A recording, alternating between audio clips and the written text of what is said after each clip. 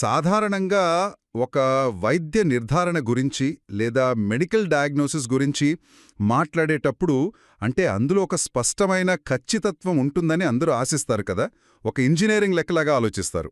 అవును, ఖచ్చితంగా. ఎవరిదైనా చెయ్యి విరిగితే ఎక్స్రే తీయగానే ఆ విరిగిన ఎముకలోని పగులు చాలా స్పష్టంగా ఒక తెల్లటి గీతలా కనిపిస్తుంది. కరెక్టే. అప్పుడు డాక్టర్ ఆ ఎక్స్రే కాపీలు చూపిస్తూ ఆ సమస్య ఇక్కడే ఉంది అని వేలుపెట్టి మరీ నిర్ధారిస్తారు.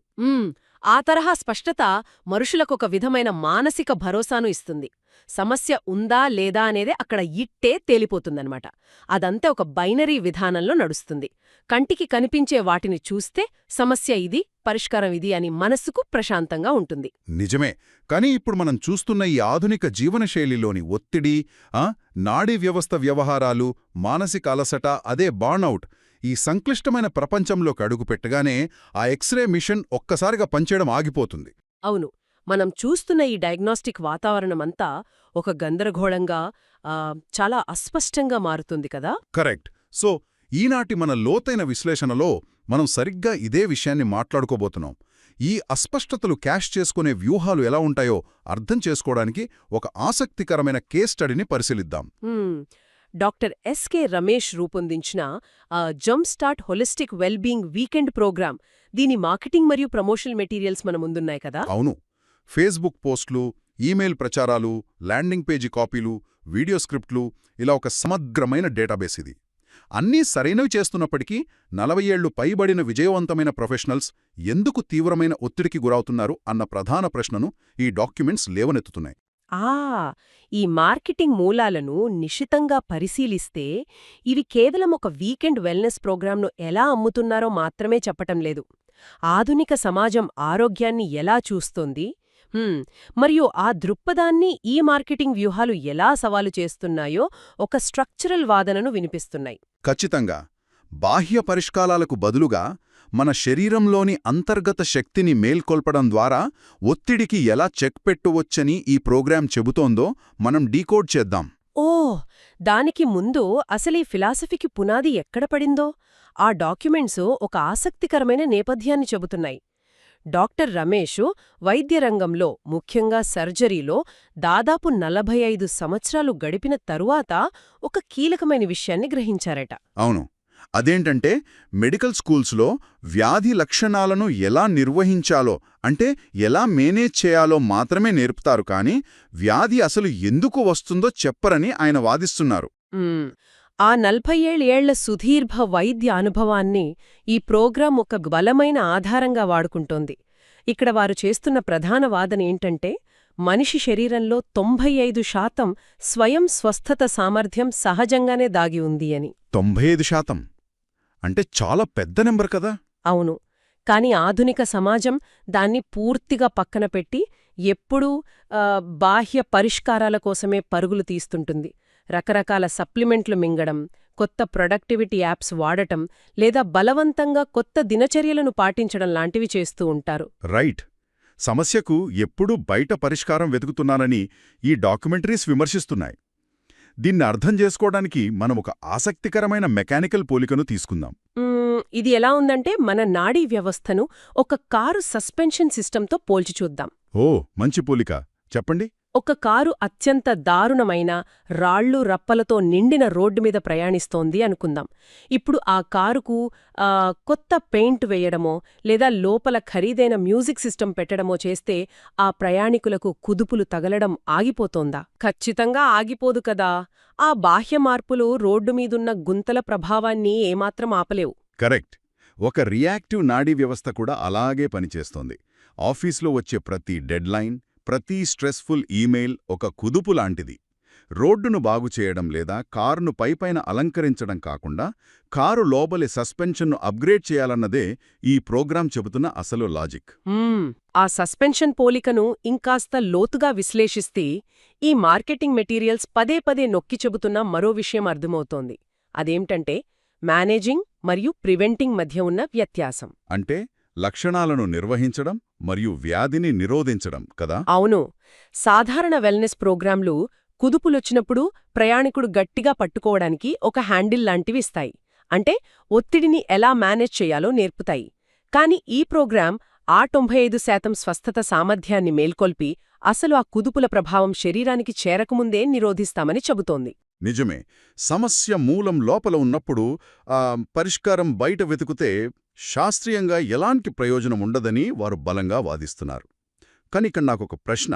ఈ బాహ్య వనరుల పట్ల ఉన్న నమ్మకాన్ని వదిలి కేవలం అంతర్గత శక్తిపైనే ఆధారపడటం నిజంగా సాధ్యమేనా? ఒకవేళ ఆ 95% సామర్థ్యం నిజంగానే మన దేహంలో ఉంటే దాన్ని యాక్టివేట్ చేయడానికి అసలు వాళ్ళు ఉపయోగిస్తున్న మెకానిజం ఏమిటి? ఇక్కడే గమనించాల్సిన ఆసక్తికరమైన అంశం ఒకటుంది. దీనికోసం ఈ డాక్యుమెంట్స్లో ఏస్ ఇంటెలిజెన్స్ అంటే ఏసీఈ అనే ఒక ఫ్రేమ్వర్క్ను పరిచయం చేశారు. ఏఎస్ అంటే అవేర్నెస్, కాన్షియస్నెస్ మరియు ఎనర్జీ. అంటే అవగాహన, స్పృహ మరియు శక్తి. కరెక్ట్. ఈ 3 అంశాల కలయికతో నాడీ వ్యవస్థను రియాక్టివ్ స్థితి నుంచి రెస్పాన్సివ్ స్థితికి మారుస్తామని వివరిస్తున్నారు. కాని ఇక్కడ అవేర్నెస్ అంటే ఖచ్చితంగా ఏమిటి అనేది ఒక పెద్ద పాయింట్. మెకానికల్ పాయింట్ ఆఫ్ వ్యూలో చూస్తే ఇక్కడ అవేర్నెస్ అంటే కేవలం నాకు ఒత్తిడిగా ఉంది అని తెలుసుకోవడం కాదనుకుంటా. అవును, కాదు. ఒక ఒత్తిడి కారకం ఎదురైనప్పుడు శరీరం కార్టిసోల్ హార్మోన్ను ఉత్పత్తి చేయడానికి ముందే ఆ భౌతిక మార్పును ప్రాథమిక దశలోనే గుర్తించడం అని డాక్యుమెంట్స్ వివరిస్తున్నాయి. ఆ తర్వాత కాన్షియస్నెస్ ద్వారా ఆ ప్రశాంత స్థితిని ఉద్దేశ్యపూర్వకంగా కొనసాగించడం. ఆపై ఆ ఎనర్జీ ద్వారా ఆ శరీర వనరులను పానిక్ మోడ్ నుండి సెల్యులార్ రిపేర్ అంటే కణాల మరమ్మత్తు వైపు మళ్లించడం జరుగుతుందని ఈ పద్ధతి చెబుతుందన్నమాట. ఖచ్చితంగా. కాని ఇదంతా వింటున్నప్పుడు మూలాల్లో ఉన్న ఎఫ్ఏక్యూ విభాగాన్ని చదివినప్పుడు నాకొక సహజమైన సందేహం వచ్చింది. బయట మార్కెట్లో శ్వాస మీద ధ్యాస పెట్టమని చెప్పే మైండ్ఫుల్నెస్ క్లాసులు, ధ్యాన కేంద్రాలు కోకొల్లలుగా ఉన్నాయి కదా. వినడానికి ఈ ఏస్ ఇంటెలిజెన్స్ కూడా పేరు మార్చిన మరో యోగా లేదా మెడిటేషన్ తరగతిలాగని అనిపించడం లేదా? మిగతా వాటికి దీనికి ఉన్న అసలు తేడా ఏమిటని వాళ్ళు మార్కెట్ చేస్తున్నారు. ఈ అంశం ఒక ముఖ్యమైన ప్రశ్నను లేవనెత్తుతుంది. కస్టమర్ల నుండి వచ్చే ఈ ఖచ్చితమైన అభ్యంతరాన్ని వారి మార్కెటింగ్ టీం ముందే పసిగట్టింది. దానికి సమాధానంగా సాధారణ మెడిటేషన్ తరగతులు ఒత్తిడి దాడి చేసిన తర్వాత దాన్ని ఎలా తట్టుకోవాలో నేర్పుతాయని వారు వివరిస్తున్నారు. అంటే కోపింగ్ మెకానిజం లాగా. కరెక్ట్. కానీ ఏస్ ఇంటెలిజెన్స్ అనేది ఒక ప్రివెంటివ్ ఫ్రేమ్వర్క్. వ్యాధులు లేదా వృద్ధాప్య ఛాయలు ఏ బలహీనతలను ఆసరాగా చేసుకుని దాడి చేస్తాయో ఆ సిస్టమ్స్ను ముందుగానే బలోపేతం చేస్తుందని వారు వాదిస్తున్నారు. దీనికి తోడుగా మార్కెటింగ్ మెటీరియల్స్లో పదే పదే కనిపించే మరో పదముంది: సామూహిక సాధన. అంటే ఇది కేవలం ఇంటర్నెట్ నుంచి ఒక పీడీఎఫ్ డౌన్లోడ్ చేసుకుని చదవడం లేదా ఒంటరిగా కూర్చుని ప్రీ రికార్డెడ్ వీడియోలు చూడటం లాంటిది కాదన్నమాట. అవును. ఈ సామూహిక సాధన వెనుక ఉన్న లాజిక్ ఏంటంటే, ఒకే సమయంలో అనేక మంది కలిసి సాధన చేయడం వల్ల ఒక కలెక్టివ్ మొమెంటం సృష్టించబడుతుందని వారు చెబుతున్నారు. ఈ మార్పులను కేవలం గాలిమాటలుగా కాకుండా 3 నిర్దిష్టమైన పారామీటర్ల ద్వారా కొలవవచ్చని ల్యాండింగ్ పేజీలలో హామీ ఇస్తున్నారు. ఆ 3 పారామీటర్స్ ఏంటి? మొదటిది సబ్జెక్టివ్, అంటే వ్యక్తి తన శరీరంలో అంతర్గతంగా ఎలాంటి మార్పు ఫీలవుతున్నారు అనేది. రెండవది ఆబ్జెక్టివ్, అంటే బయటికి కనిపించే భౌతిక మార్పులు. మరియు మూడవది ఇన్వెస్టిగేటివ్, అంటే మెడికల్ టెస్టులు లేదా డేటా ద్వారా నిరూపితమయ్యే మార్పులు. అద్భుతం. ఈ ఫిలాసఫీ మరియు సైద్ధాంతిక విధానం బాగానే ఉన్నప్పటికీ అసలు తీరిక లేకుండా పరిగెత్తే ఈ 40 ఏళ్ల వయస్సున్న ప్రొఫెషనల్స్కు దీన్ని ఎలా అమ్ముతున్నారు అనేది పరిశీలిద్దాం. ఎందుకంటే ఇక్కడే ఈ మార్కెటింగ్ వ్యూహం వెనుక ఉన్న సైకలాజికల్ ఆర్కిటెక్చర్ బయటపడుతుంది. నిజమే. వాళ్ళు ఈ జంప్స్టార్ట్ ప్రోగ్రామ్ను 3 దశల్లో అంటే లెవెల్స్లో డిజైన్ చేశారు. ఇది అక్షరాల కస్టమర్ మనస్తత్వాన్ని మెల్లగా పైకి తీసుకువెళ్లే ఒక సైకలాజికల్ ఎస్కలేటర్ లాగా పనిచేస్తోంది. సైకలాజికల్ ఎస్కలేటర్, భలే చెప్పారు. లెవెల్ 1 చూస్తే ఇది కేవలం ఆదివారాలు మాత్రమే ఉంటుంది. దీని ధర నెలకు సుమారు $1000 లేదా $10. ఇది కస్టమర్ మెదడులోని సందేహాలను దాటవేసి చాలా సులభంగా లోపలికి ప్రవేశించేలా చేసే ఒక లో ఫ్రిక్షన్ ఆఫర్ కదా. అవును. ఆ ఎస్కలేటర్లో తదుపరి మెట్టు లెవెల్ 2. ఇందులో శని, ఆదివారాలు 2 రోజులు సెషన్స్ ఉంటాయి. నెలకు $1800 లేదా $18. ఇక లెవెల్ 3 విషయానికొస్తే ఇది పూర్తిస్థాయి యాక్టివేషన్ ప్యాకేజ్. వీకెండ్ సెషన్స్తో పాటుగా డిఆర్పిఎఫ్ఎస్ ఇవాల్వ్ యాప్ అనే ఒక కొత్త టూల్ను ఇక్కడ పరిచయం చేస్తున్నారు. ఓ, ఆ యాప్ వాళ్ళ ఉపయోగమేంటి? దీని ధర నెలకు $2,700 లేదా $27. ఈ యాప్ ద్వారా రోజూ ఒత్తిడి స్థాయిలను, శారీరక మార్పులను మరియు బయోలాజికల్ ఏజ్ను అసెస్ చేసుకోవచ్చని చెబుతున్నారు. పైగా ఈ సెషన్స్ను గ్లోబల్ ఆడియన్స్కు అనుగుణంగా Pacific time, eastern time, Europe, UAE, Indian standard time మరియు మంగోలియా కాలమానాల్లో అందుబాటులో ఉంచారు. నాకు టైం లేదు లేదా నా టైం జోన్కు ఇది సరిపడదు అనే సాకును తొలగించడానికి చేసిన పక్కా ప్లానింగ్ ఇది. కరెక్ట్. కానీ ఇక్కడే అసలు ఆసక్తికరమైన విషయముంది. ఈ మొత్తం ఫనల్ను ఎనలైజ్ చేస్తున్నప్పుడు ఒక సంచలనమైన విషయం బయటపడింది. ఈ వీకెండ్ ప్రోగ్రాం అనేది కేవలం ఒక ఎంట్రీ పాయింట్ మాత్రమే. అసలు వ్యూహము 3వ నెలలో పంపే కన్వర్షన్ ఈమెయిల్ కాపీలో స్పష్టంగా కనిపిస్తోంది. అవును, ఆ కన్వర్షన్ ఈమెయిల్ వ్యూహం చాలా సూటుగా ఉంటుంది. 3 నెలల పాటు జంప్ స్టార్ట్ ప్రోగ్రాంలో పాల్గొన్న కస్టమర్కు మీరు పునాదిని అనుభవించారు, ఇప్పుడు పూర్తి పరివర్తనకు సిద్ధమా అని ఒక ప్రశ్న వేస్తారు. అక్కడ్నుండి వారిని నేరుగా 12 నెలల పూర్తి ప్రోగ్రాంలోకి ఆహ్వానిస్తారు. ఈ అసలైన ప్రోగ్రాం ఏకంగా వారానికి 5 రోజులుంటుంది. వమ్మా! $10 సండే క్లాస్ నుండి వారానికి 5 రోజుల నిబద్ధతకు మారడమనేది కస్టమర్ వైపు నుండి చూస్తే చాలా పెద్ద నిర్ణయం కదా. కానీ ఆ 12 నెలల ప్రోగ్రాం కోసం వాళ్ళు చేస్తున్న హామీలు చూస్తే ఆశ్చర్యం కలగక మానదు. ఎలాంటి హామీలిస్తున్నారు? కేవలం ఒత్తిడి తగ్గడం మాత్రమే కాదు, ఏకంగా వ్యాధి నమూనాలను వెనక్కి మళ్లించడం, వృద్ధాప్య ఛాయలను తగ్గించడం మరియు slim, trim, fit with youthful holistic glow సాధించడం లాంటివి జాబితాలో ఉన్నాయి. Oh my god! అవును, ఒక వెల్నెస్ యాప్ లేదా ఆన్లైన్ ప్రోగ్రాం ఇన్ని మెడికల్ క్లెయిమ్స్ చేయడమనేది నిజంగా నమ్మశక్యం కాని విషయంగా అనిపిస్తోంది. హోలిస్టిక్ వెల్నెస్ పేరుతో పక్కా సైంటిఫిక్ వాస్తవాలను అతిశయోక్తిగా మార్చుతున్నారా అనే ఒక బలమైన సందేహం ఇక్కడ కలుగుతోంది. కానీ మీరు గమనిస్తే ఆ అతిశయోక్తిగా అనిపించే హామీలే కస్టమర్లను హైటికెట్ ప్రోగ్రాం వైపు ఆకర్షిస్తాయి. వాళ్లు కేవలం ఒక చిన్న మార్పును కాకుండా పూర్తి శారీరక సిస్టమ్ ఓవర్హాల్ను ప్రామిస్ చేస్తున్నారు. ఇది కేవలం ఆరోగ్యంతో ఆగిపోదు కదా. ఈ ఈకోసిస్టంలో చివరి దశకు వెళ్లేసరికి కస్టమర్ను ఏకంగా సర్టిఫైడ్ ఏస్ కోచ్గా మారమని ఆఫర్ చేస్తున్నారు. అంటే ఒక బిజినెస్ అప్రెంటిస్షిప్ ద్వారా సొంతంగా ఒక ఫ్రాంచైజీ లేదా కొత్త కెరియర్ను ప్రారంభించవచ్చనమాట. బర్నౌట్ అయిన ఒక ప్రొఫెషనల్ను $10 వీకెండ్ క్లాస్తో లోపలికి తీసుకువచ్చి చివరకు అదే సిస్టమ్ను అమ్మే ఒక బిజినెస్ పార్ట్నర్గా మార్చే అద్భుతమైన ఫనల్ ఇది. నిజంగా అద్భుతమే. అయితే ఈ స్థాయి నిబద్ధతను, సమయాన్ని మరియు డబ్బును కస్టమర్ల నుండి రాబట్టాలంటే సాధారణ మార్కెటింగ్ వాక్యాలు సరిపోవు కదా. ఖచ్చితంగా సరిపోవు. కాపీ రైటింగ్ చాలా పదునుగా ఉండాలి. ముఖ్యంగా మధ్యాంతరాలను వారు ఎదుర్కొంటున్న విధానం చాలా కాన్ఫ్రంటేషనల్గా ఉంటుంది. ఎవరైనా కస్టమర్ నాకిది చేయడానికి సమయం లేదు అని సాకు చెబితే డాక్యుమెంట్స్లో వారిస్తున్న కౌంటర్ చూడండి. సోషల్ మీడియా స్క్రోల్ చేయడానికి సమయం ఉంది, అనవసరంగా ఒత్తిడి పడటానికి సమయం ఉంది, లక్షణాలను మేనేజ్ చేస్తూ హాస్పిటల్స్ చుట్టూ తిరగడానికి సమయం ఉంది, కానీ వాటన్నింటినీ నిరోధించడానికి సమయం లేదా అని నేరుగా కస్టమర్ మానసిక సంఘర్షణను టార్గెట్ చేస్తున్నారు. ఈ వాక్యాలు కస్టమర్ల ఆలోచనా విధానంపై ఒక సర్జికల్ స్ట్రైక్ లాంటివి. మార్కెటింగ్లో సాధారణంగా వాడే ఈరోజే లాస్ట్ డేట్ లేదా రేపటితో ఆఫర్ క్లోజ్ లాంటి కృత్రిమమైన అర్జెన్సీకి, అదే ఫేక్ స్కార్సిటీకి కస్టమర్లు అలవాటు పడిపోయారు కదా. అవును, అవి ఇప్పుడు ఎవరూ నమ్మట్లేదు. దానికి బదులుగా వీరు బయోలాజికల్ అర్జెన్సీని వాడుతున్నారు. ఒత్తిడి అనేది మీ క్యాలెండర్ చూసుకుని రాదు. జబ్బులు సైలెంట్గా పెరుగుతాయి, వృద్ధాప్యం ఒకరు ఆలోచిస్తున్న సమయంలో కూడా వేగవంతం అవుతూనే ఉంటుంది అని చెబుతున్నారు. ద బాడీ డజంట్ వెయిట్ అంటే శరీరం ఎవరికోసమో ఆగదు అన్న వాక్యం వెనుక ఉన్న సైకలాజీ చాలా బలమైనది. అవును, ఎందుకంటే ఇది కౌంట్డౌన్ టైమర్ల మీద కాకుండా ఎవరూ కాదన్నలేని ఒక భౌతిక వాస్తవం మీద ఆధారపడి ఉంది కాబట్టి. మధ్యలో సెషన్స్ మానేసిన వారికి పంపే రీఎంగేజ్మెంట్ ఈమెయిల్స్ చూస్తే ఈ సైకలాజికల్ గేమ్ ఇంకో స్థాయికి వెళ్తుంది. ఎవరైనా క్లాస్ మానేస్తే సాధారణంగా బ్రాండ్స్ ఒక డిస్కౌంట్ కోడ్ పంపి బతిమాల్తాయి కదా, ప్లీజ్ కమ్ బ్యాక్ అంటూ. అవును, కానీ వీరు అలా చేయరు.